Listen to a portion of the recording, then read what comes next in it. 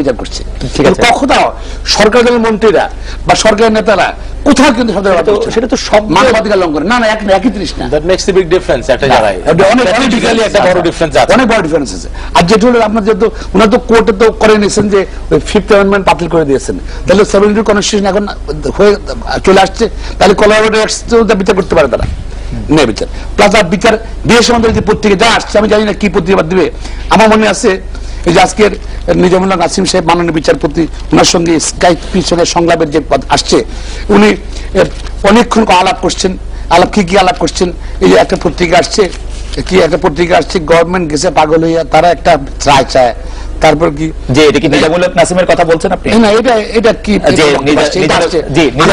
আমি এটা পড়েছি, আপনি যদি আমি বলছি না, আপনি একটা যেহেতু বললেন আমি লয়ার, লোক জাজ can not to talk with anybody. আমার মনে আছে বিচারপতি মাননীয় বিচারপতি লতিফুর রহমান সাহেব জেনারেল সাহেব কথা বলেছিলেন বিচার চলাকালীন সময়। এখানে তো উনি জামাত ইসলামের কারোর সাথে কথা বলেন নাই। শেষ করি আপনি জি, and he lost his job.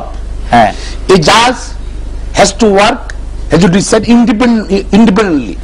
তার আপনাকে আমি আদালতে বলতে শুনেছি, আপনি জজ সাহেবকে বলেছেন যে এই বিষয়টি নিয়ে আপনি কনসাল্ট করুন যারা বিদেশি আইন জানে তাদের সঙ্গে। না, আমি বলি না, আপনি বলেছেন। আমি বলি আপনি কেন বলেছেন? আমি বলি আমি আমার অপিনিয়ন, একজন জাজ কনসাল্ট করতে পারে।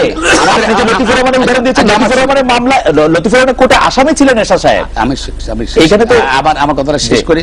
আপনি যেন আমি জানি না আমার এখানে আমার পক্ষে হয়তো এই মুহূর্তে আমার কথাটা অনেক সিনিয়র আইনজীবী শুনতেছেন, তবে আমি যতদূর শিখেছি যে জাজ has to work independently, decide independently, without any assistance, without any influence, without any help.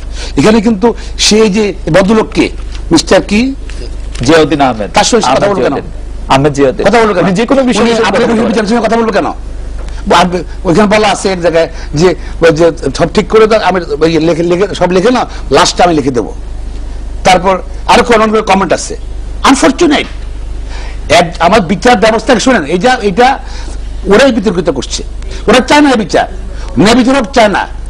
জাতীয় গ্লানি থেকে যুদ্ধের সময়, সাধারণ যুদ্ধের সময় যারা হত্যা করেছে, যারা রেপ করেছে, তাদের বিচার জাতি চায়।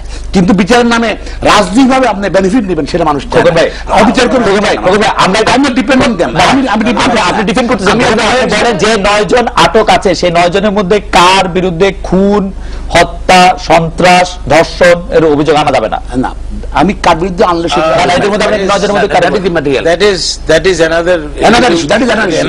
ন্যায় বিচারে অন্য কথা।